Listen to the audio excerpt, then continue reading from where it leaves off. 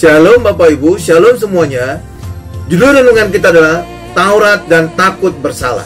Ketika orang di bawah hukum Taurat, maka orang itu wajib melakukan segala hukum Taurat itu dengan tepat dan benar. Hukum Taurat itu ada 10 yang merupakan satu kesatuan.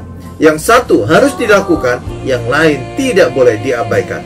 Melanggar salah satu hukum dianggap melanggar seluruh hukum Taurat.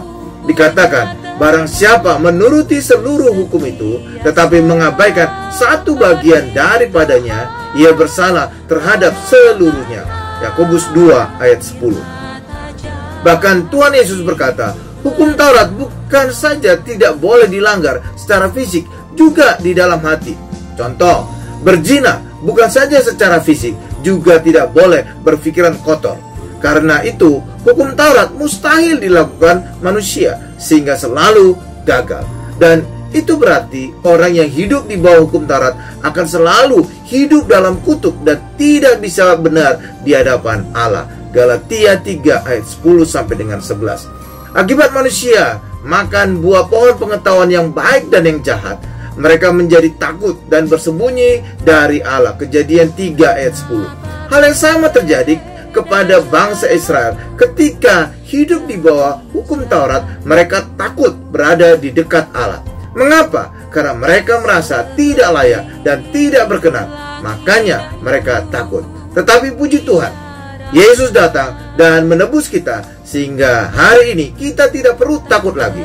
Karena kita bisa datang ke tempat kudusnya dan kita dapat bersekutu dengannya untuk mengalami pertolongan dan berkat-berkatnya yang luar biasa.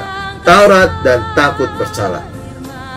Paulus berkata, jadi saudara-saudara, oleh darah Yesus kita sekarang penuh keberanian dapat masuk ke dalam tempat kudus atau Maha Kudus, King James Version, Ibrani 10 ayat 19.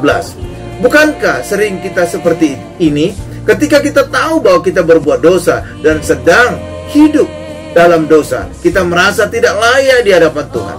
Kita enggan ke gereja, padahal sebenarnya ketika kita berbuat dosa, kita perlu bertemu dengan Tuhan dan meminta pengampunannya dan dipulihkan. Taurat dan takut bersalah. Amin Bapak Ibu. Tuhan Yesus memberkati.